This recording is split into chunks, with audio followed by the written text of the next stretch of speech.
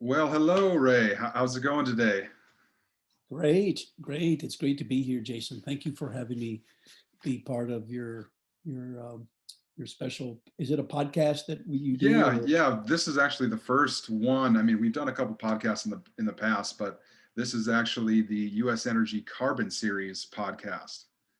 And so we're coming Wow, live very from cool. Boise, Idaho. And so Great. I you lived in Weezer. I'm sorry, I never. you're from you're we'll definitely get into your ties to the area, but I definitely want to introduce Sure. our first guest, the charismatic, the authentic Ray Archuleta. He is a soil agronomist and conservation biologist, and he's actually a celebrity now, from Kiss the Ground. So how are you doing today, Ray? Well, thank you, Jason.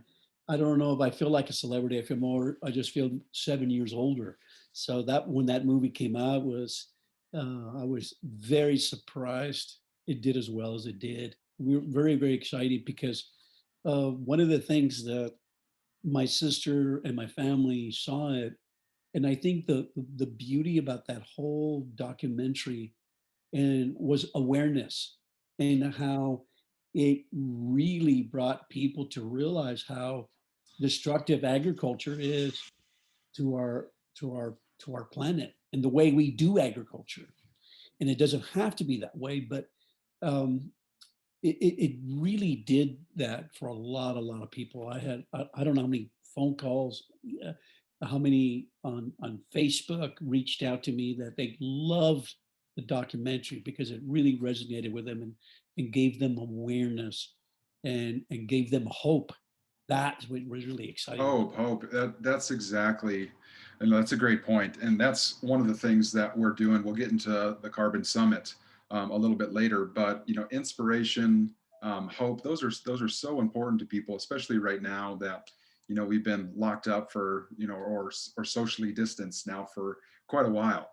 yeah. And so that just that interaction and that hope piece is so important. But a little bit of background is like how I met you guys, or I met you specifically is from your colleague Gabe Brown. Oh, We're both from North Dakota, and I actually was invited to your soil health academy last summer when I was out at Gabe's place. He's like, "Well, hey, we got this thing going on in Boise, or it's actually in Caldwell." And I was like, "Well, hey, I live out there." And he's like, "Well, we'll come on out." And that was at McIntyre Farms in last September. And the documentary actually came out while we were while I was attending that academy. yeah, yeah. I just didn't remember. Were you there, Jason? Yeah, Oh yeah. shoot! I don't. My see You how how, see how many? Well, let's talk a little bit about what is a soil health academy. well the Solar Health Academy. Gabe Brown and myself and David Brandt, Shane Yu, and Dr. Alan Williams. We started. We're the co-founders of Soil Health Academy, and we started Soil Health Academy because, to be just blunt, Jason, we weren't liking what was coming out of the school systems, and we didn't like that it wasn't teaching a holistic ecological approach to working with the natural resources. And all of us went to university, land grant colleges, every one of us. And I think what we wanted to do is create a school that we would teach things on the right premise and the right foundation on how to emulate and how to mimic nature and be ecologically based. So we started the Soil Health Academy. That's what it really is about helping farmers and ranchers work with the natural system to be able to understand it, to have relationship with it, so they can cut their inputs and be profitable, and at the same time heal their farm and ranch. Definitely, definitely. And that was it was, such a great experience for me coming in and not really knowing the full day-to-day operations of a farm and ranch. And I mean, the most dramatic or the biggest impact was your soil penetration demonstration. Oh, and it's like that kind of blew my mind. And I'm sure I've seen you talk about it on YouTube. But how important is that demonstration for people to help them really understand? I tell you, Jason, look, if it wasn't for those soil demonstrations, there wouldn't be a soil health movement. It was the way for me to be able to connect with farmers and ranchers, and be able to teach them that the soil is alive and it's a living ecosystem. And unless I do those demonstrations, those demonstrations peel away years and years of paradigms and misinformation that they picked up from their grandfathers and their parents and from the universities, from the professors. And I did the same thing. And I had to go through that paradigm shift. So those demonstrations are so powerful. We had one farmer that saw that demonstration convert 21,000 acres into cover crops and no-till just by watching that demonstration. So it's a very powerful tool for creating a paradigm shift. Yeah, and that's, I think, where we're at right now is really trying to integrate or expedite that paradigm shift. And Mhm, that's what we're kind of focused on, at US Energy, is sustainable system design coordination. And in that mhm, sense, when we coordinate, like, we're working with professionals and experts like you and trying to help them disseminate the information to the consumer or the farmer and rancher, and give them that hope. And honestly, like, we're a charitable organization, and we try to help them brand, create that brand. And mhm. that's what one thing that Gabe did. He opened my eyes. He's like, well, I got 17 enterprises on my ranch, and most people just say that they have a farmer operation. And so how is that shift? Like, how have you seen farmers and ranchers? Where does the light bulb come on, like when you do a soil health academy, or they're watching your YouTubes and they're like, oh, we actually have a company, we have an enterprise instead of just a farm? Yeah, I think that one of the beautiful things about what Gabe does is shows how nature works. She stacks enterprises. She never puts her energy into one particular item. She puts it into many facets. And same thing, what Gabe is doing is tapping into many enterprises in the natural system so that you're not ecologically or economically dependent on one or two sources of income. Either you're just a wheat farmer, or you just produce wheat, or I tell dairy guys, if you produce just milk, you produce one you're only producing one source of income. And nature never does that. She's multidimensional. She stacks up enterprises. And that's what's caused a lot of problems with our farms today. Like for me personally, I'm not as stacked as Gabe, but I have sheep, I have cattle. I'm going to bring honey into it.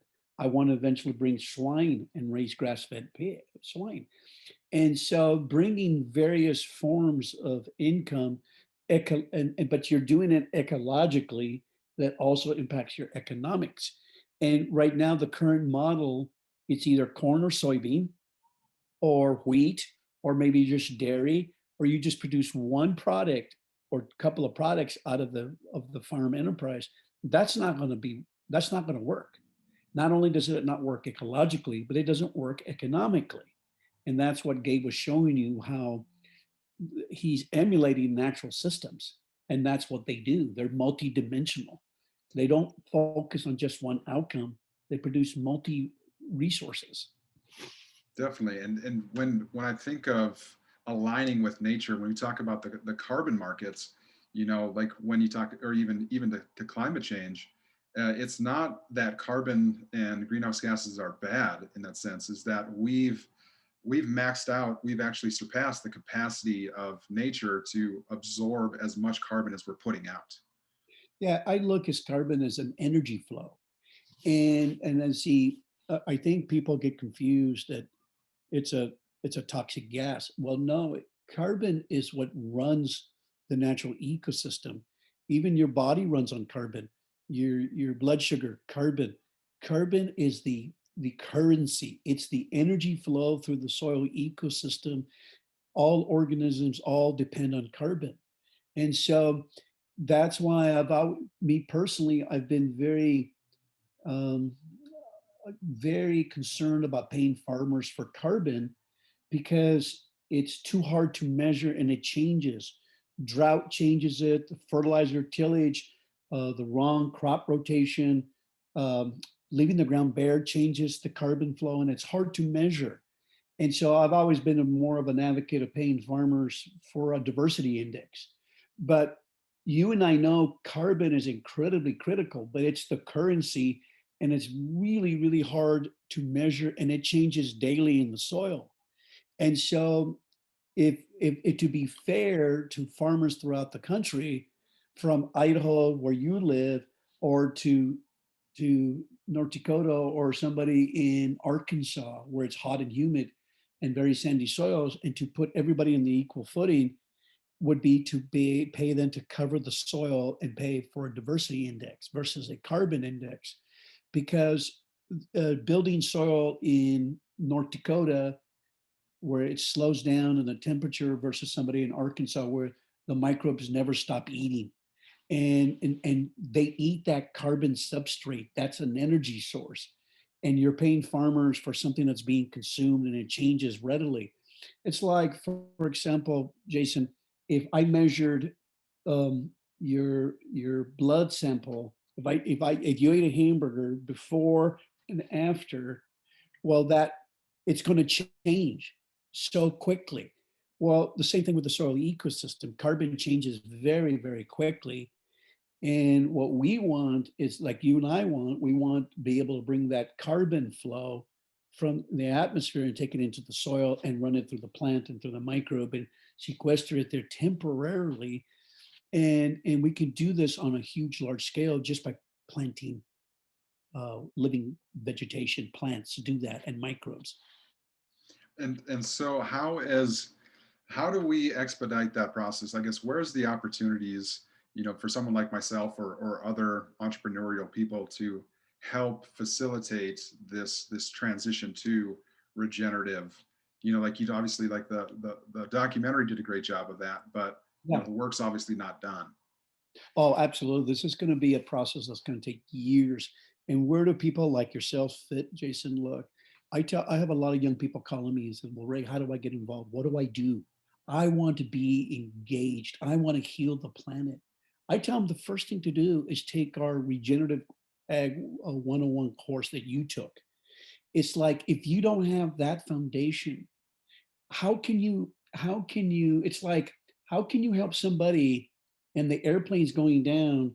First learn to put the mask on your face before you can help your neighbor put the mask on their face.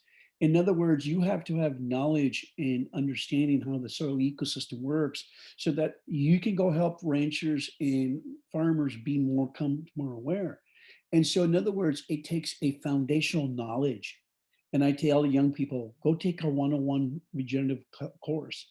Start with there. I started that even though I went to college for 8 years, I did not understand the context. And I wish I would have taken a 3-day school like what we teach. It would have saved me years. So, what I'm telling young people, if you want to be engaged and you want to help heal the planet, become educated yourself. And that's where I start off with everybody is go take our Regenerative Ag 101 course and then become better read, well informed so that you can help other people. And they can, if somebody wanted to go check out those resources, they'd go to Understanding Ag. Understanding Ag Soil Health Academy. And right there in Soil Health Academy is you can sign up for the 3-day school. But it's interesting, Jason, that comes to our school, not only farmers and ranchers from all over the world, but we've had people who have nothing to do with agriculture come to the school because they want to be informed and they want to learn and they want to have this dialogue and they want to be able to discuss this with others. And I'm just blown away. I've had students come just for that. And I'm ecstatic. Yeah, I mean, it has such a big impact. Like I have friends, growing up in Western rural North Dakota, I didn't have a ranch or I wasn't on a farm, but a bunch of my friends did. And so we spent a lot of time they're generational that way. And I when I did the podcast with Gabe, I had a couple buddies reach out and be like, "Hey man, that was awesome. Like I was feeling a little bummed out. My morale was kind of low in farming, and that inspired me to go try some stuff. Oh And yeah, that was like really that was all the feedback I needed right there to say, all right, this is stuff that's important. yeah. And so you got skin in the game. If you have a half an acre or you got a garden in the backyard, you have skin in the game. This is what this is about. It's not about having 3 or 4 or 500 acres, or maybe you can get an acre, or maybe a two, or just your backyard. You got skin in the game. That's what we want. For sure. It doesn't have. You don't have to have your own farm to be involved in healing the planet. What's the biggest challenge for farmers that are on the even ranchers that are on the old kind of conventional commercialized model of monocultures and growing single crops, and then transitioning to regenerative? Is it selling their tillage or Well, it's like I tell you what, they had to, Jason. They had to go through a paradigm shift. People that show up to our school, they were desperate, and something they were things weren't working. They knew something was wrong. Like me as a government employee, I knew something was wrong. Water wasn't getting clean. The young farmers didn't have the father couldn't bring the son back into the operation and farm full time, and it bothered me. I said, okay, why can you not make a living on 500 prime acres in Boise, Idaho? Irrigated acres, they call it the Treasure Valley, and you and your son can't make a living on 500 acres. And that bothered me. And it bothered me. And I saw every time irrigation season came, because I was the district conservationist on the Oregon side, Ontario, but I lived on Weiser on the Idaho side. And every time irrigation season would come, Jason, that water would turn to chocolate right on my border. And I was responsible as a district conservationist. We're spending millions, billions of dollars. And why is the water not clean? Why is our planet in such bad shape still? And it's a paradigm shift. It's I've had to go through it, and every farmer or rancher that comes to our school had to go through that. And that was part of that deprogramming process you went through when you saw my demonstrations, Jason. And so the people don't understand the regenerative movement started out of desperation, and it didn't matter race. It was Native Americans, Hispanics, blacks, whites, all kinds of races resonated with this message, because what we were teaching is emulate nature, Jason, mimic her, biomimicry, design your whole system to make her look like the natural system. And that resonates really well with a lot of people. It didn't matter religion, race. It was beautiful. It resonated with everybody. I'd say, isn't that the easiest way to be successful, is to copy success? I mean, Oh, the planet's got perfect systems. I mean, like Jason, you said it so well. Why we you and I are saying it so simplistic, but it's like you almost want to scream and go, it's that simple. It's that simple what you said, Jason. And yet to even get it across in a school system is very frustrating. yeah, and that's probably brings me to my next point is how does you know a marketing organization or somebody who's really kind of centered around community events, like how do I work with those agencies, like you said, the NRCS or FSA, Department of Ag? It's like how do I know we have value for them, because we can connect and we can help brand and develop, especially on the marketing side, some of these farmers and ranchers. Yeah. But where's the opportunities? Like, what's the best way to get in there, or is there a way? Well, I think the best way is like when we first came across Kiss the Ground. Let me give you the story about Kiss the Ground. It was a lot of young people like you, Jason, at your age, or even Finian. And I remember first meeting Finian and the guys, and I'll never forget, they had so much passion and lacked knowledge, but they were willing to do whatever it took. And they came to our schools. And once they came to our own Soil Health Academy, they started building a foundation, and they started learning how to communicate to all kinds of groups. And they resonated with groups with their belief system, their young people. And they started with that, and then they slowly got a bigger circle of influence and started working with um, anybody that would listen to them. And when you got passion, but you do it in humility and sensitivity, and how you approach and communicate your message to farmers and ranchers.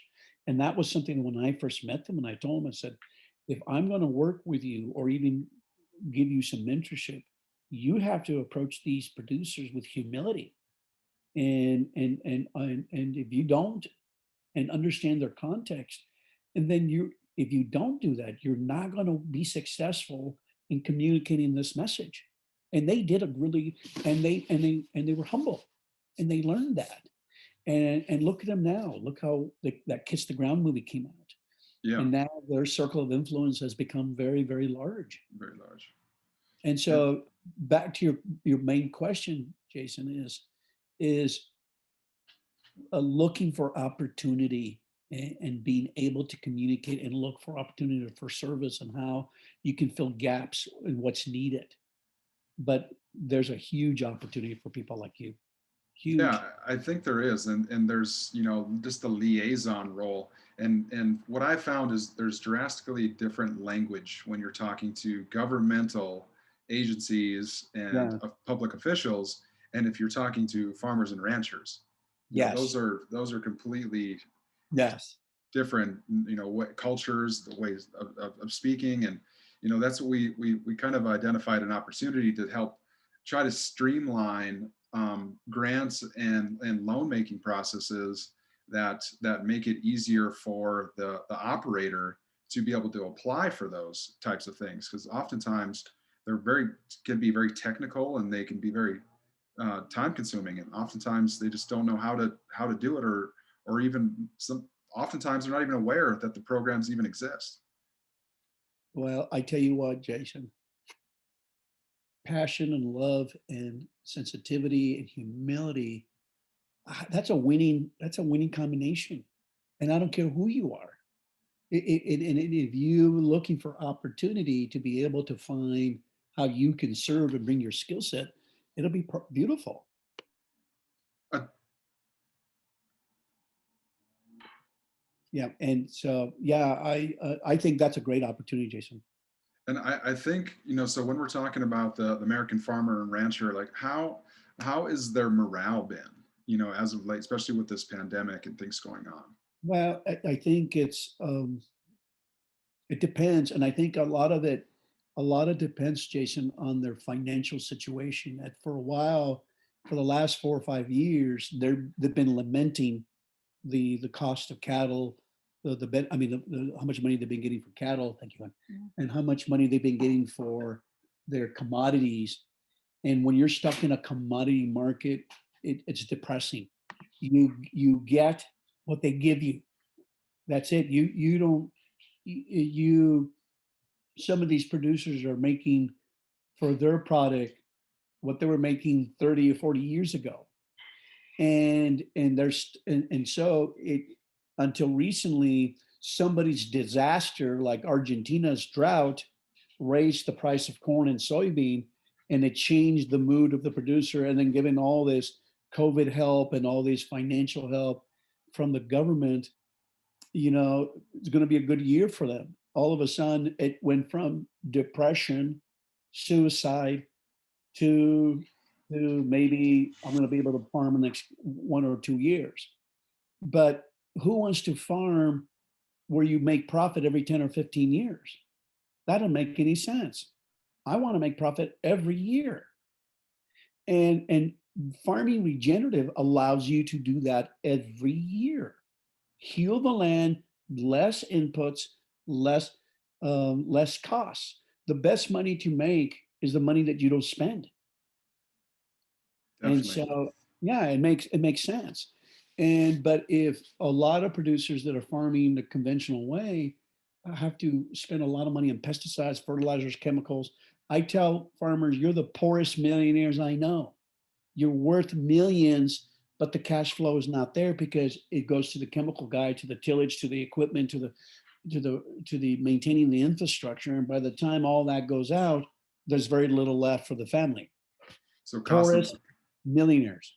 cost of inputs keep going up, and then outputs are flat. Exactly. And Yes.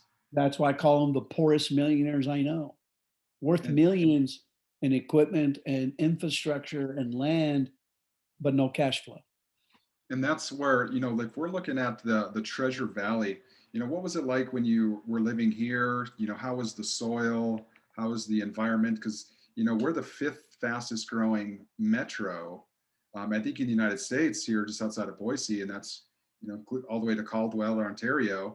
And so you have this massive urban sprawl that's going on, and a lot of these farmers, if they're not excited or they're not passionate about it anymore, because they can't make any money, or they haven't made much money, they're selling out to developers, and that has implications of its own. Oh, we're losing precious farmland, especially on the Idaho side. In the Oregon side, I've always appreciated Oregon's land use laws way better than Idaho's because in Oregon, I can remember by memory, you needed 80 irrigated acres before you could build a house on it, or 300 irrigated dryland acres on the hill before you could build a house, which is brilliant, really smart. In Idaho, it wasn't uncommon to put the house on prime farmland. And so once you developers build subdivisions and you put houses, you lose that very precious farmland, and it no longer will be able to grow food, but it's covered with concrete and houses. And once that's done, that's lost for generations. And that's what's happening to the Treasure Valley right now is land. It's a seller's market, and people are. When I had my little house in Weiser, I had a brand new house in 11 acres. I paid 130,000 2001. Now it's worth 700,000 for that same piece of property. And people from California, from all over the country, are moving into Idaho because Idaho, the climate's great. Boise's an incredible city. It's a wonderful place, and so that's going to change the dynamics for permanently for a long period of time and, in and that in a negative way. Yeah, in a negative way. And you think of local resiliency, local capacity, supply chains. A lot of these guys, like, okay, what happens when they slowly sell out? Then we're dependent on what, California Yep. to supply the Yeah. food, and they have their own issues. Oh So yeah. it's so important to have that local, those local resources, and just that community there. And with North Dakota, I mean, you're in Arkansas. This is a national, I mean, international issue that's happening right now. And how do we adapt to that? Yeah, and see, I live in a small town in Missouri, and I Oh, got a oh, yeah, I got a 155 acre farm, and even the um, the land prices have doubled. And if you have a house with 6 or 7 acres, it stays in the markets for 5 or 6 days, and it's gone. And this COVID has caused a redistribution of humanity, and we needed this redistribution because I've always felt this, Jason. We have way too many people in the city and not enough people in the country growing food, and it's a weakness of any country if you can't support your own food, like you were alluding to, and raising your own food. And if like the McIntyres, you were at their school, at their farm, that little 600 acre farm now can support 4 or 5, 6 families because they're raising pasture chicken, pasture beef, pasture sheep, they're going to be able to sell it locally, and they're going to do wonderful. And but not everybody in agriculture is doing wonderful, but they are resilient because they now are taking it directly to the customer, and the customer wants. I think the mantra of the future is going to be, "Let thy food be thy medicine." People want food that's raised ethically. They want it to be with no chemicals, and they want the farmer and rancher to be ecologically conscious. And that's what they want. They want relationship with their food. And it's going to be exciting. And people like you, if I would try to find an opportunity to find 5 or 10 acres, and if I could do that, I could make a very nice living just raising food for that whole sprawl that all the Californians coming into Boise. Yeah. And it's going to be incredibly great. If you have 4 or 5 irrigated acres and you can grow vegetables, or you can raise sheep, or you can do whatever, you can do extremely well, extremely well. And that's one of the opportunities that we're looking at, helping create a template that allows, farmers to really brand something like pastured eggs, or something. Yeah, And then you sell it, you build a local customer base, ideally your neighbors, to yeah, where it don't cost you anything to ship, it's supplemental reoccurring revenue, you know, and absolutely. Yeah, and that's, there's also, I think, an opportunity to where you're working with your local restaurant, and they're able to brand, let's use McIntyre Farms. It's like they're able to use that branding in their menu, oh yeah, so it's like it works good because people do want local, especially if they're, even if they live here or if they're tourists. They're like, what's the local food? absolutely. I travel across the whole country, Jason. You know what's the first thing I pull out of my app? Yelp, and I look for farm to table restaurant. That's my first option. I'll always seek that first, farm to table. And that is huge, to take food from the farm right to the table. That's, I mean, delicious, grown ethically, grass fed, no chemicals, no fertilizers, no nothing. And here you got this incredible product.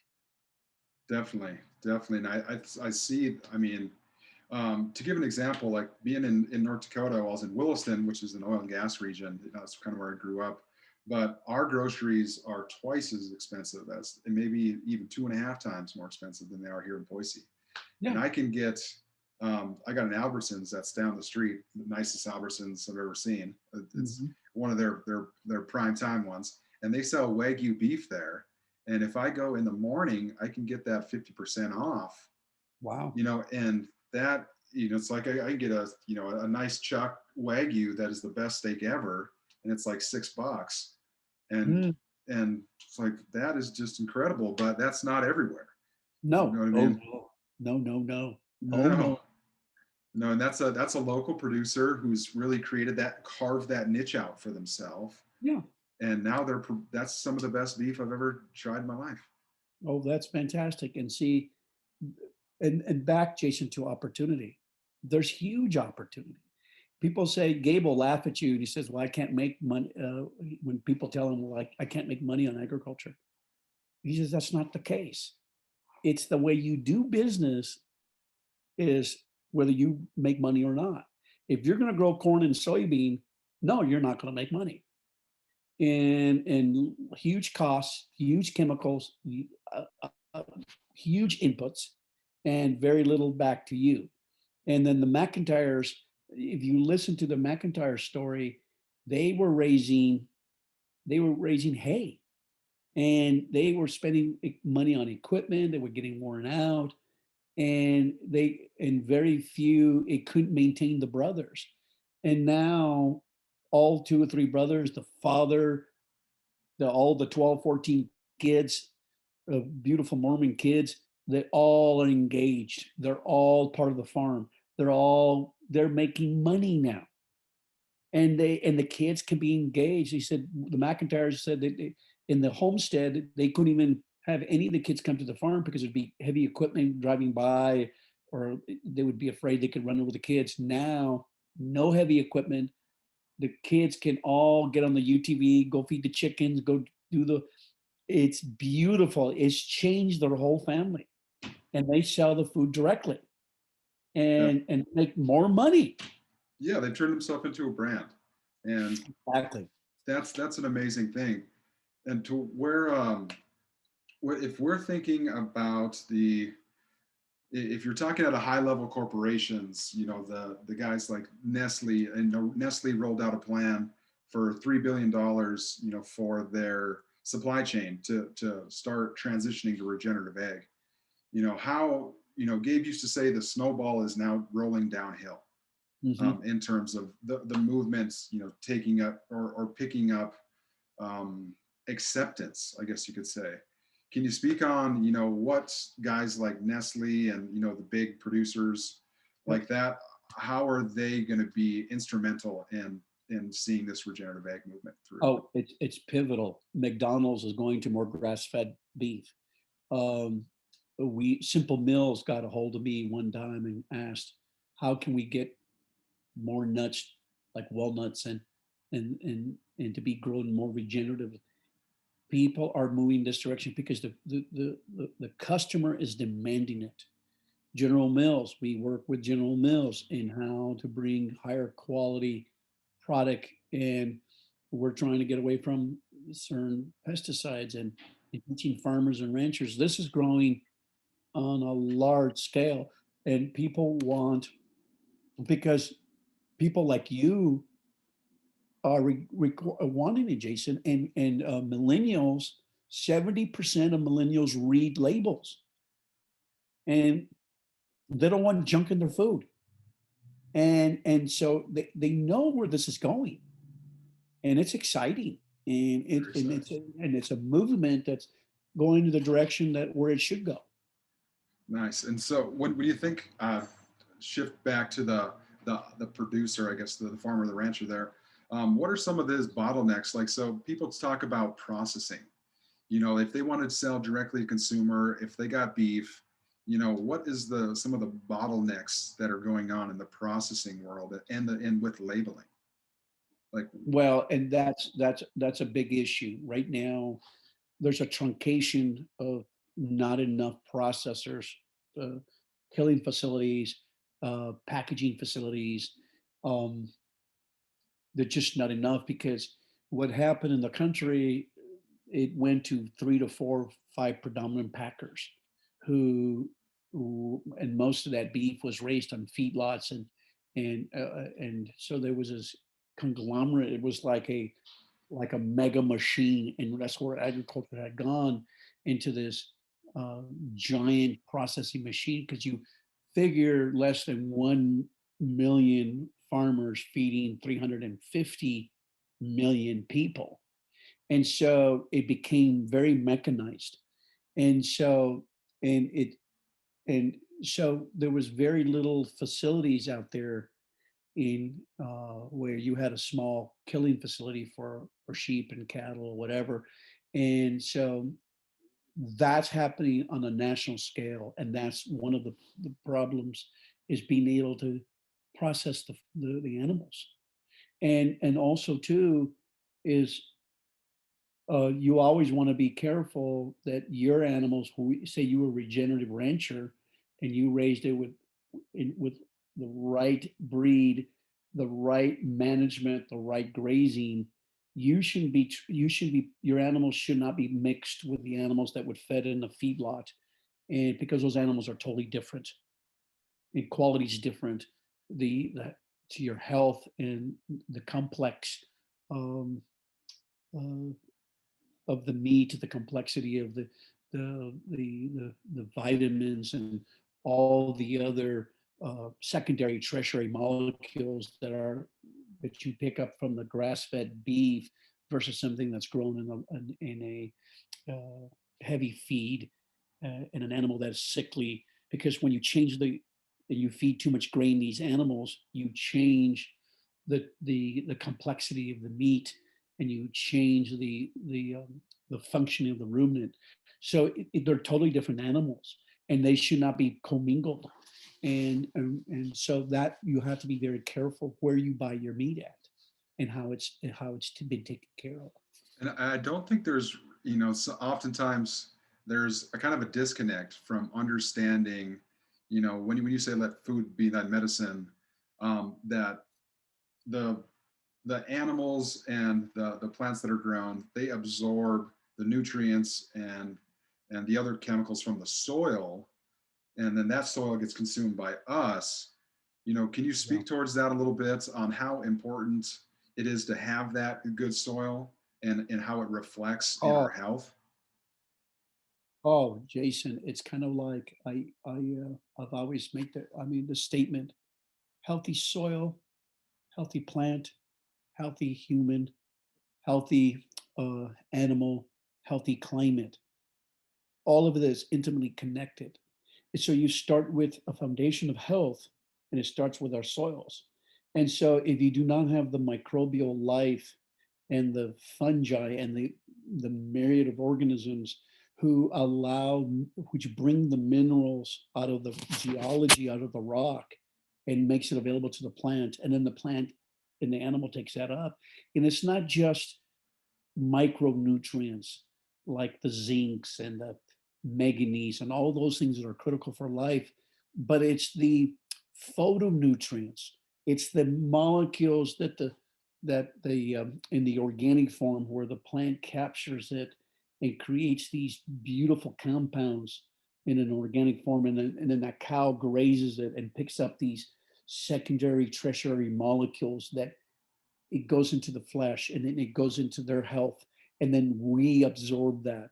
So it's it's an array of complex molecules that not only brings health to the animal, and but it also prevents disease and problems with parasites, all those molecules that those plants. But it all starts with managing the cow so that it doesn't overgraze, and that you're in sync with the natural system. And so it's learning using the right genetics, using the right animals, and working in synchrony. It all comes back, and it lands up right on your plate. And so it is very critical who you're buying your meat from, where you're buying your vegetables from, because it's a function of the understanding of the producer. And so more he emulates the natural ecosystem, the more that you're going to pick up those fantastic, and you can taste it. You can when we raise our sheep, and it comes from our own farm, and when you have a lamb chop from my farm, it's a lovely experience. Exactly. It's a experience of love, and you can taste it. And it's relationship, and it's not just like when you sit down with your friend or anybody that you very important to you, and you serve a quality piece of meat that took love to get it there from the beginning of the soil to the end of the way you treated that animal. It's a satiating experience, and it's something that you can really appreciate. So why have we lost that experience? Like I was in France last year, in Italy, and both of those countries are really, they love food. Oh, Like to where oh, it's a romance in a sense. ex- It's like oh, I where did love it. where did we lose our path? Was it fast food that did that to us? The Well, convenience? yeah, you think about it, what happened to us in the early 50s and 60s. And see, I was born in 61. This was way before you, Jason. Is that you think about how after World War II, people started coming back, and things became more industrialized, subdivisions, microwave food, two people working outside the home. It led down a path because of materialism. And if you go back to Italy and you go back to that European, they part of the community was to go walk to the local market and go smell the fragrances of the vegetables and the meat, and you bring them back into the home, and you sat there with a glass of wine, and you had grandpa, and you had cousins and aunts, you had relationship. When we were raising our kids and we homeschooled our kids, we all sat down to a meal. And it because but my wife didn't work outside the house. I worked outside the house, and she had the time to prepare, and she brought it, and we all sat down as family relationship. And we've lost that, Jason, and we've lost that. And we used to have that in this country too, but we've lost it. And now we treat food like the way we treat our animal. It's like we're at a trough. We're no different from that animal that's sitting there eating that grain just to get fat. And we eat and we treat our food with that kind of disrespect. There's no respect for it. There's no appreciation, no love for it, because you didn't grace it, you didn't do it yourself. There was no appreciation. It's kind of like a mirror image of watching the animals at the trough in an industrial setting. We're no better when we're sitting down eating fast food, or we just no consciousness to it. Yeah, and I think how much has labeling affected that? You know, because like if you look at a bag of chips or a candy bar, you look like that's a kind of a happy looking thing, Yeah. but there's really not much nutrient density in there, and usually a lot of it will spike up your blood sugar, and then you'll crash off. But if I have a grass fed steak, I feel good. Yep. If I don't have too heavy of carb, to go along with it, if I do have the carbs, it's really relaxing, I guess you could say, and kind Well, of comatose a little bit. yeah, you need both. But when you have a potato that was grown in love in a regenerative soil, and that steak, and then if you think about, if you go to the store, and you get a candy bar that's got all kinds of chemicals you can't even pronounce. If you can't not pronounce them, and you don't, and if they're of different variations of, like when I took years of chemistry, if it looks like it's a chemical compound that you grow in a chemistry set, versus your food should have simple compounds, salt, um, beef, that's it. Or it should be so simplistic to be able to pronounce, and everything you should be able to recognize. If you don't recognize it, your body's not going to recognize it. Colored dextrose, color yellow number 26, or all these other compounds, your body's going to say, what are you doing to me? And now, if you look at the scientific data, that microflora, that gut, they're calling it the second brain. And that beautiful tiny layer of cells, and those microorganisms in there, having this billions and billions of them, they really determine your health. And they're finding out that that's critical.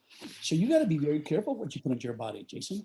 And actually, to drive to your point of your stomach, your vagus nerve is your biggest nerve that goes from your brain to your stomach. Yeah, They're actually talking about the stomach might be your first brain, and then this one yeah, developed to where we can see and hear and all the other stuff. But yeah. And that's serotonin, that happiness starts in the gut. Serotonin is coming from the microorganisms more than from the brain on the we call the first brain, but it's actually coming from the second brain. And you're exactly right. so if you're talking, it leads me to thought popped in my head about like around behavioral health. Addiction, substance abuse, things like Yes. that. Like how big of a correlation do you think it has to the food that we're eating? Well, a recent it's interesting, Jason. I was watching a recent on Netflix, has this beautiful called The Second Brain, and they're thinking that they did a study where schizophrenia could be also started from they had a person that had schizophrenia, and they took the microflora and they put it into a mouse, and it started showing symptoms of schizophrenia and Parkinson's and all these other diseases. was directly related to the microflora in your intestines and the organisms that are present. They're finding out huge things that a lot of our health issues, a lot of our genetic dispositions are being triggered by epigenetics because of the microflora and the food and there's an imbalance in our second brain. And so it is incredibly critical. And the science is leading more and more to that all the time. And I think it's important to talk to consumers or just regular citizens that your dollar is your vote in that Yeah. sense. And I think that doesn't really get talked about enough. And I think Uh, that's how you can participate as well. You don't necessarily have to go buy a plot of land and grow your own stuff, but you can definitely support those people that who are doing those things. Beautiful, Jason. I think that is a very powerful thing to say.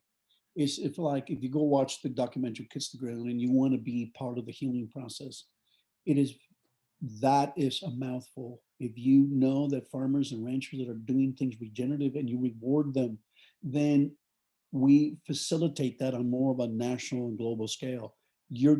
How you buy is critical. It is very critical. And there's a whole movement of young people. Like I've had a couple interns. I've been involved with several different startups, and I see all these young people that have cameras and they have computers and they have all these things, but there's not a mechanism for them to go out and say, hey, if you guys gave me a carton of eggs and a thing of honey, I'll come out and take some pictures for you and give you that content to where you can have relationships outside of just somebody going into the dealership or the tractor supply, the implement. And is there a way to open up dialogue with the farmer and rancher to have them be helped by a community that cares about local food? And There is, there is, and I think there needs to be more. I come across farmers and ranchers that would love for young people to maybe they don't have any kids and they want to be able to pass the next generation. And there are, and that's one thing about the regenerative movement. There's some people with so much passion and so much love that they're willing to share their knowledge. They're willing to give of their time, and to be able to tap into those kind of people. There, it's there, Jason. it, And it so, yeah, I think that it exists. how do we reach them? So that's what I've always found. It's really difficult to reach the farmer or the rancher where they're at. It's like without going out to their house. I don't know if they're on Facebook. Some of them are, the real progressive ones are on LinkedIn. I've actually connected with a couple that reached out to me, and they invited me to a Twin Falls event where they have a little consortium of producers and to show me their operations. There you go, Jason. I think you already answered it. Like if you go to the McIntyres or they have they build relationship and you go where they even at the market where you have people selling their product and starting an open dialogue and communicating. And like you said, there are these niches out there, there's communities and be part of them. And so we need to expand that out. It almost brings me to a thought of like how you can hail an Uber from an app. It's like I wonder if there's opportunities for, like, say a rancher who does grass-fed beef, and his wife loves to cook and they got a family, to where I can pay to go eat with them Yeah, or for dinner. absolutely. Or, I was thinking of opening an Airbnb on my farm. Yeah. People could come and pet the cow and have food and relationship and come and visit the farm and go watch the sheep and have that kind of come and pet the cow, come and pet the sheep, come and watch lambing and people that have never been outside their place and open something up for them like that. As Yeah. they call that, agritourism. Yeah, Agritourism. absolutely. Why not? And and and then can you imagine? Because my daughter's an amazing cook, And can you imagine having pastured land and then being fed a gourmet meal, but yet at the same time coming to interface, get involved on the farm? Well, it's great for both parties because you have an engaged customer that really wants to know about you, Yeah. and then you have an experience for them, and so it builds community. It really does. Oh, absolutely. And I love that concept because then people can come and get to know you and have experience and watch how you do business and how you love the animals and how you care for them, and then get them part involved of it too, and yet get fed at the same time, and then break bread. It's And wonderful. and it should be something that's like, obviously you wouldn't have to do all the time. It's something you can turn on and off. It's like, oh yeah, we'd like to host this weekend, Yeah, and yeah. then yeah, so that's something that really is kind of like a light bulb. It's like, well, how do I get out there? I'd like to, to where in my dad's a tribal member, and in an old Native America, you gave an offering, like when you met somebody, Yeah, to honor them.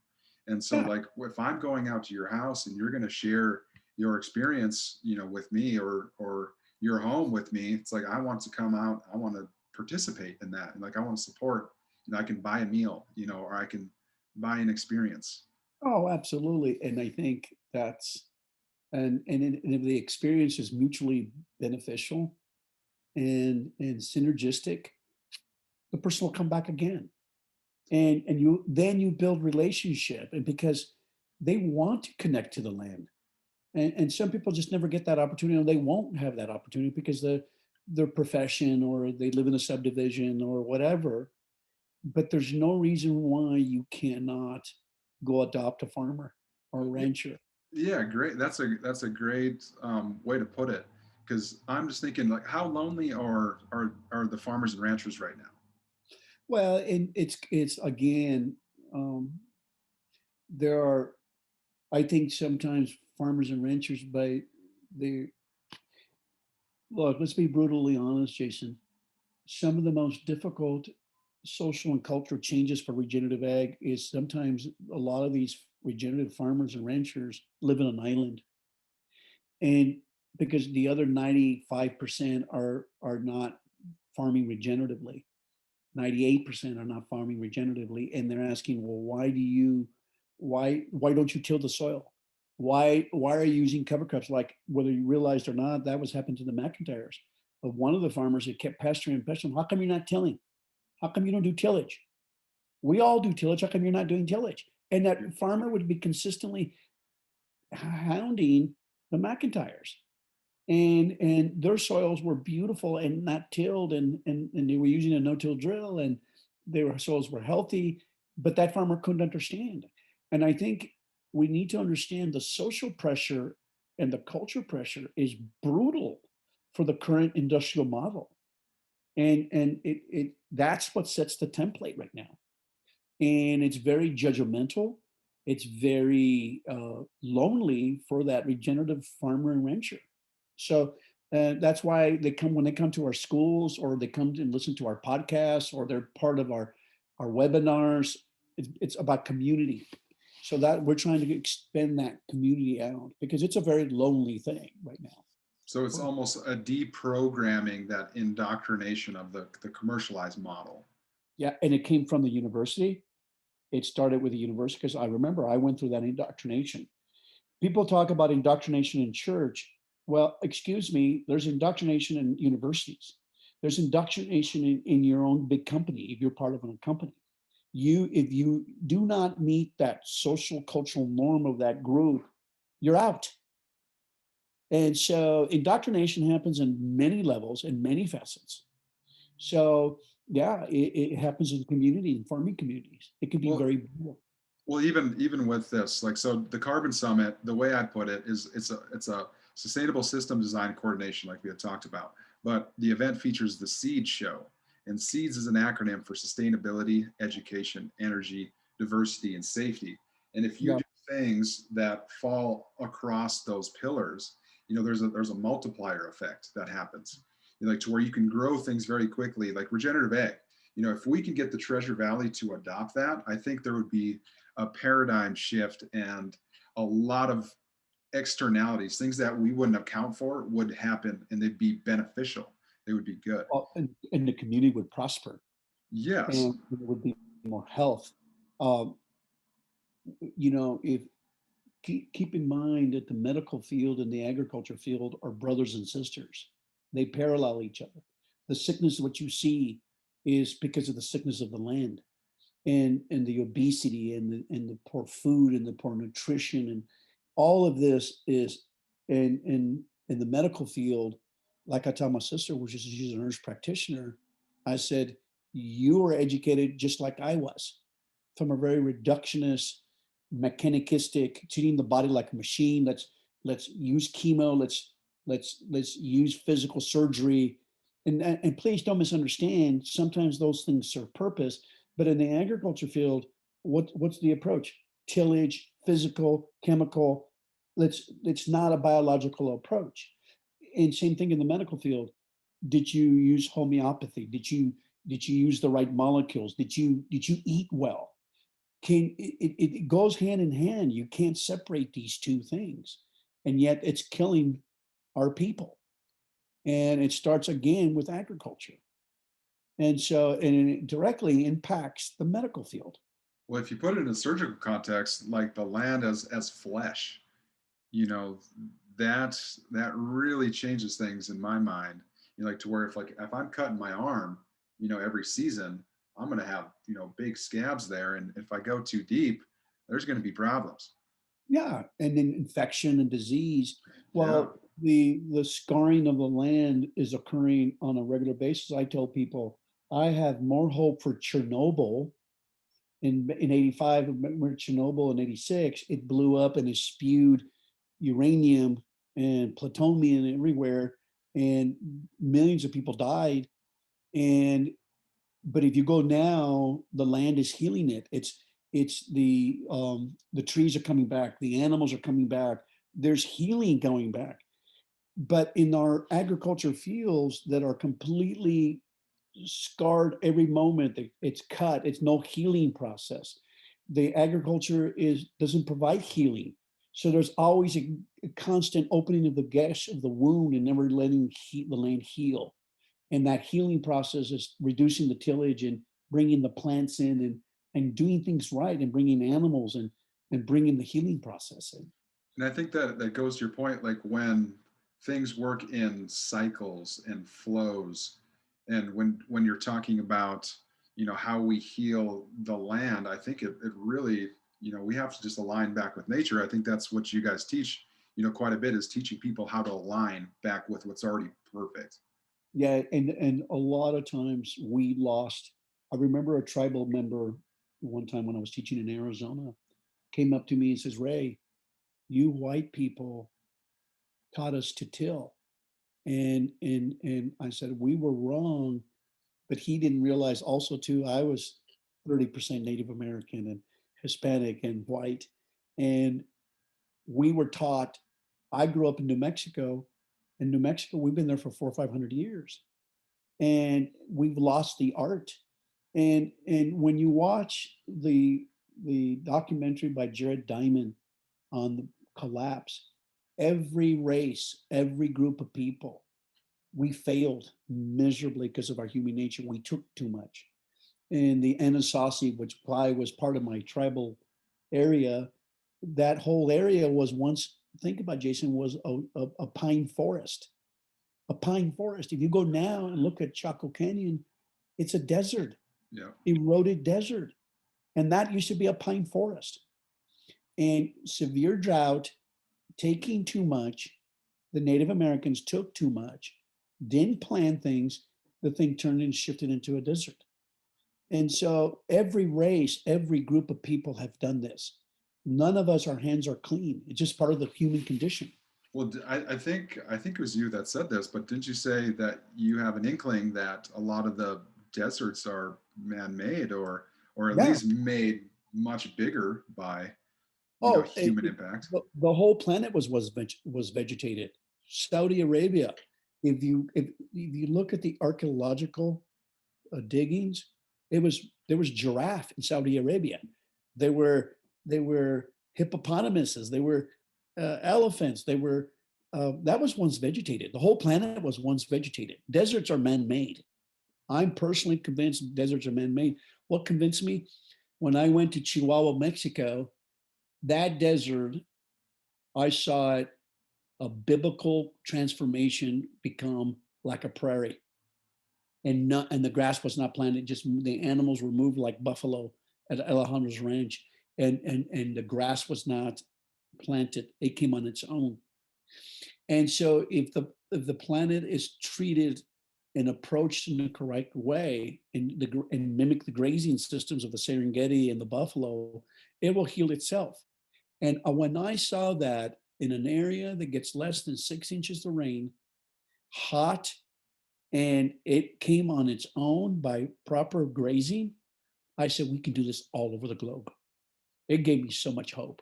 Yeah, I that's said, that, I've that's got a this. great point. That's a great point. And you talked about the buffalo, and Yeah. that's from a cultural Native American cultural standpoint. The Plains Indians were Turtle Mountain Chippewa out of North Dakota. We depended almost entirely on the buffalo, and then so Yeah. when they were eradicated, you crushed the culture of the Native Americans. And so what I'm seeing, like North Dakota is now reintroducing buffalo back into the Badlands and into the plains areas. How important is that for healing those cultural wounds? Oh, I tell you, Jason, it's like one of the most devastating ecologically, spiritually, socially, culturally was destroying those animals. You were so right, because those animals went from all the way from North Dakota, all the way to the Chihuahuan Desert, all the way even to the eastern coast of North Carolina. Those Massive animals, herds. it was mass herds. It was mass destruction of relationship, and it created eons of wretchedness that is really, as we haven't recovered from.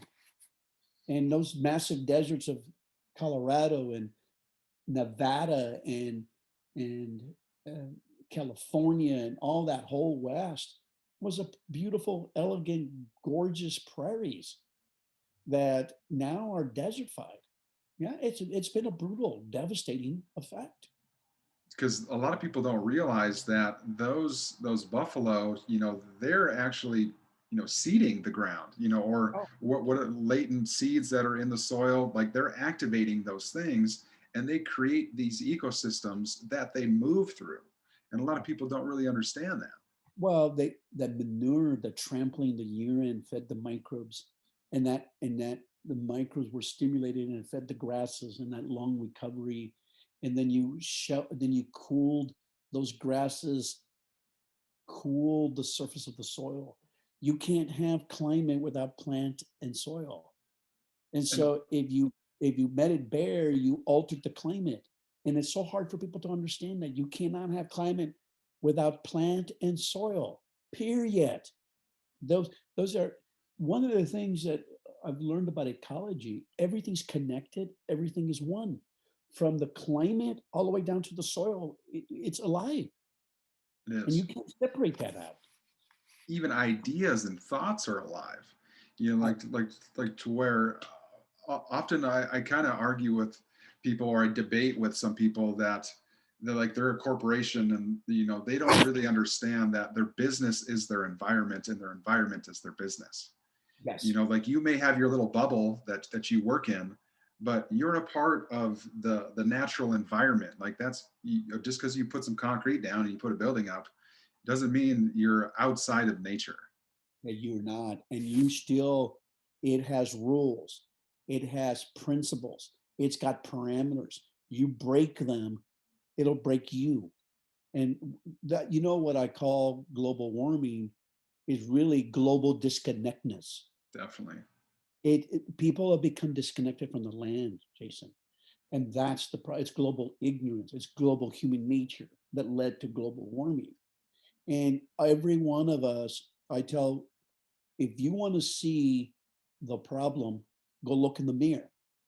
I'm 99% of the problem. And my wife reminds me of that. And every human being, we put ourselves in this position.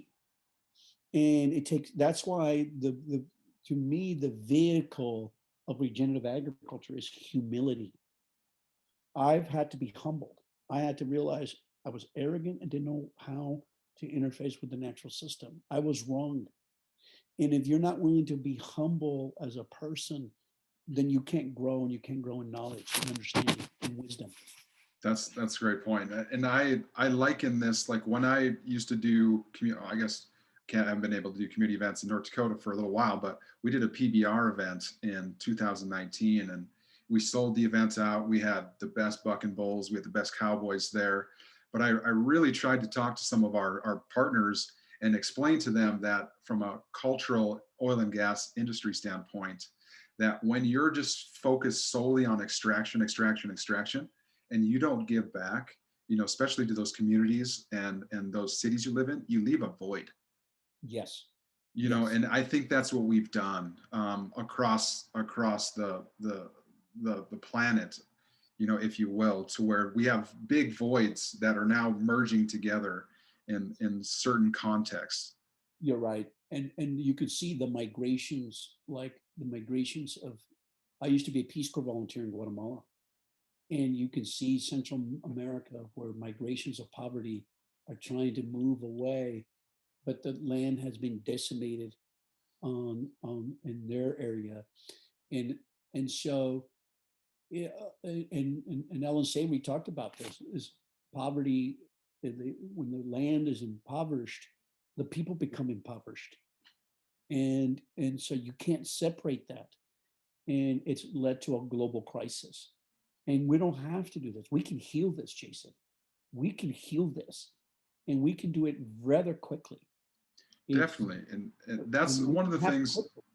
one of the things that I've seen an opportunity with is in fostering intergenerational communication, like to Mhm. where guys like you and Gabe have all this experience, you have all this knowledge, and you know how to run your businesses, and then you have younger people, even younger than me, that have all this energy. Like we're ready to work. Yeah, So trying to figure out how we can make those connections and really align, with the strengths that the kind of the older generations have and the strengths that the younger generations have. And it's almost, it's fostering not only mentorship programs, but yeah. cultural empowerment.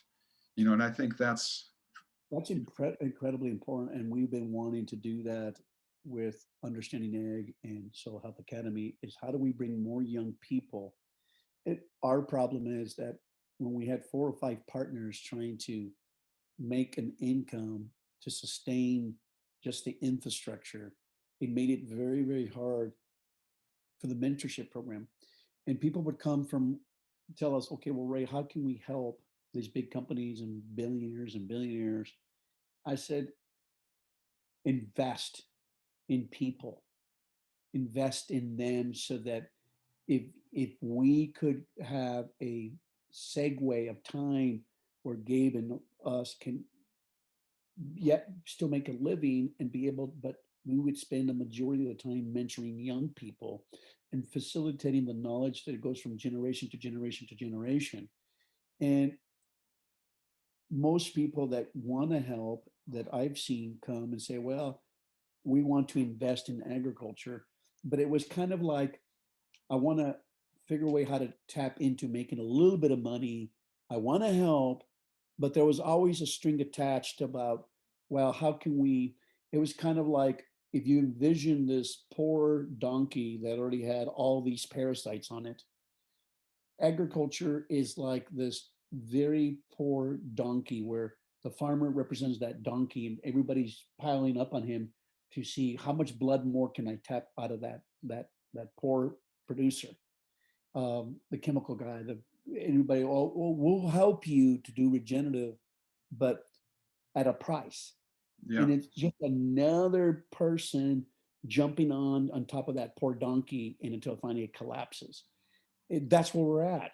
They want to, we had big companies trying to go in there and trying to figure out how they can make any kind of money down that stream. And here the farmers are making money back in they're getting the same prices they got in the 60s and 70s for that same product. And yet it's just like another burden on that proverbial donkey that's about ready to collapse. And it takes somebody that who wants to give money just to give money to see change on the land. Yeah. They give it because they give because they love and care about the land. And there's some people out there that do that. And There, so I've been very fortunate to be around those kind of people. for sure. And there's definitely providing opportunities like that. When you explain that, that's what I thought for the young people is they just want opportunities. Whether Yeah, it is to develop skills, whether it is to connect with, adults, find mentors. And there's organizations like SCORE, there's organizations like Rotary Club that are dying to help people out. But yeah, they do a terrible job of advertising and marketing themselves. Now, I yeah, don't know if I don't need to say a terrible job, but they just don't know how to connect with the younger generations. And I'm a Rotary member, and that's the national charter is like, how do we increase our membership? I was like, yeah. well, you need to speak their language, and you need to provide them some opportunities. Well, and I tell you, Jason, um, that's why the best way to start down this journey is to become educated. And I keep pushing the 101 class because coming to our schools, it really changes your life. And then you can find venues to position yourself to know where to go look. Because if you're not even informed and you don't have that knowledge base, zeal without knowledge is destructive. You can have all kinds of zeal, but there's no knowledge behind it and understanding, then you're more harmful than you're helpful. And so educating yourself is going to be very, very critical. Or And sometimes you feel like a rat on a wheel, kind of thing. exactly. It's like I'm just running in place here. Like, where am I going? Yeah. And so you got all this energy, but there's no framework. There's Definitely. no approach to it. And that's what we're trying to say is becoming educated and informed. Oh, my computer, my Mac's about ready to fall asleep. I got about 10% more battery life. Well, we can wrap it up. I mean, I think we covered a lot, but Yeah. when we talk about the industrial complex, like where's the opportunities to? I know obviously when you get political or talk about the government, it's like how would a group like mine work with, let's say Department of Ag and its subsidiaries? Well, in like one thing about I used to be part of. I worked for the NRCS USDA. I retired from them for 32 years, and being able, Jason, people like you that know how to communicate, how to relate, and you can see all the moving pieces. You can partner up with people like the NRCS and USDA and how you can facilitate. Most people don't realize that that you can volunteer in NRCS and become an Earth Team volunteer I and pick didn't. up skills.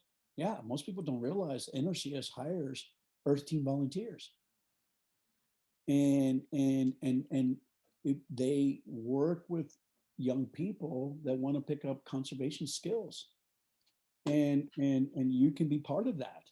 Um, and the government, they love that because then they have young people, and then you get to be mentored with some people that will help you, will help these young people out. Yeah, definitely. And that's what I was kind of alluding to is, where are those opportunities? Because, the government doesn't do a very good job of advertising those things. No, they don't. And they, as you're beginning to see, there's a lot of people that are they have problems just not doing a very good job communicating. And Jason, and I think you already pretty much alluded to that. And so that's a problem on a national scale. You didn't know that the Earth Team Volunteer Program existed. No. And I consider myself kind of informed, you Yeah, know. and so yeah, that's a program that a lot of young people can be part of, and I definitely recommend that as a venue. And for me, when as a district conservationist, if I have a young person that wants to learn and picks up the skills, In fact, we get to know them, and that's how we hire them for permanent government service. Because if you show up there for free, but you're committed and you're passionate and you have a love for the land, and it shows in everything you touch, your work, how you communicate, I'm going to hire you. I'm going to hire Yeah. you because you're a known commodity, and Sure. you can't give passion. You can and people skills and being able to be flexible and to think and care. Uh, I would hire you. In fact, Earth Team Volunteer is a great way to get hired through a district or go get hired through NRCS to be a future conservationist, and then go pick up the college skills. But if, my gosh, if I have a young person who is showing all those skills, why would I not want to hire them? Especially Exactly. if I have the power to hire them. For sure. And so you are NRCS, and what other organizations, like, so if I'm, let's say I'm doing the Carbon Summit around our seed show, and regenerative ag is a big focus of that, who are the stakeholders that from, the governmental side, or even the community side, that you think we should have there? Oh my gosh. The if you can get the state conservationist who is the head of all the NRCS in Idaho, to get him there would be huge. Or the area conservationist, or area conservationist is responsible for certain areas, and he's got all these employees under them. So the state conservationist, the area conservationist, being able to connect to people at the state office in Idaho and letting them know that what your program is would be a great mechanism. Well, actually, he did reach out today, Oh, and he's asking for more information. good for you. So the NRCS, how about the FSA? Like, so for me, it's really understanding how all these organizations, what their functions are. Well, And FSA is the program delivery, where okay, they pay the money out and we implement the programs. And so it's a sister agency. And so they would be a great also to have them there as a stakeholder. Conservation districts, the president of the conservation districts of Idaho would be great to have there. If you Google, Jason, how conservation districts were started in 1935, then you can understand the structure between NRCS and conservation districts, and how conservation districts were started. See, when when the Dust Bowl happened in Bennett and Congress, the way it worked was conservation districts were, you took a, say, Ada County. You took a county, or like Weiser or Malheur County, where I was responsible for. They, back in the 30s, they elected um, local farmers and ranchers, and they became directors. And they set, those directors that were elected set the responsibility and the goals and the resource goals for that local county. And the district and the NRCS, or the soil conservation employee, NRCS, was a federal employee that carried out and facilitated the priorities of that local county. That is in every county throughout the country. So I would definitely Google how, type in how did conservation districts start, and then you can see the marriage between NRCS and the conservation districts that started in the 30s. Once you understand that mechanism and how that works, Jason, then you can understand how you need to bring them as partners into your group. And then now, not only do you have just a local area, now you have state reach. And once you understand how all those mechanisms work, and they have a meeting once a year where all the counties get together, all the districts, and they meet, and you need to get yourself as a speaker in their conservation yearly meeting. And then now you reach a lot of farmers and ranchers. gotcha. Yeah, yeah, that's a great point. I thank you for sharing that. Yeah. There's I guess another organization that was wondering if USDA Rural Development would be a good one to invite to be Yeah, involved. absolutely. I'm telling you, there's many mechanisms you can use, Jason, to get you into that, get your foot into that door.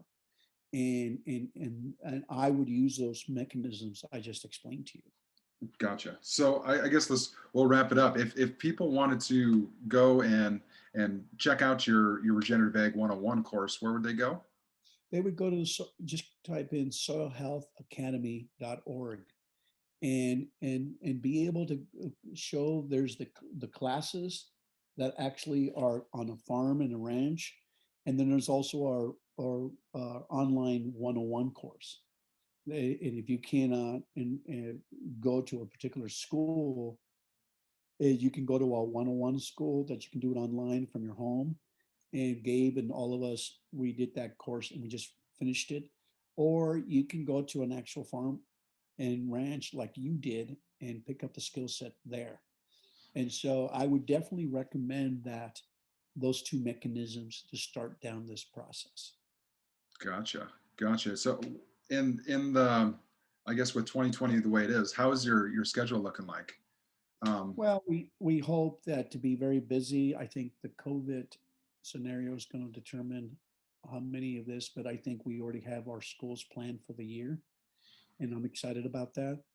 Um, it looks very hopeful, and I think this again, Jason. I think you alluded to this. I think there's this movement that people and this, and I think that the movie Kiss the Ground facilitated that. And I think that people are becoming more aware that they want to heal the planet. They want clean food. They want people to be healthy. All of us want that as a race, as a people. And I'm hopeful. I'll leave you with this last thought, Jason. For um, I used to think that people used to tell you, well, one person can make a difference. And I would, in the back of my mind, I couldn't help thinking, sure, sure, sure, you can. And, kind of like didn't really believe it. And now I have a total different attitude towards that. We do make a difference. One person can make an incredible difference. It's kind of like, and I don't know if you've heard the story of the butterfly effect, where if butterfly can move its wings on one part of the planet and move the molecules under the air, it can create a hurricane down in some other part of the planet. Dr. Lorenzo, when the first Dr. Lorenzo came up with that concept, people thought that was insanity. And then scientifically, that has been proven to be correct. But every human being that flaps their wings and makes and moves those molecules and impacts other person can impact another person and can impact another person. My whole point, Jason, this podcast, the things you do, the way you communicate, the way you reach out, we all can make a huge difference on how we can bring healing on the planet. And I believe that now. I really do believe that every one of us can make a huge impact on other people's lives. And so I salute you for doing what you do and you care, and how about that you're willing to spend some time to, we spent a couple of hours talking, yeah. and how you really want to facilitate hope. And I believe that you will. All of us together as a collective, we will heal this planet.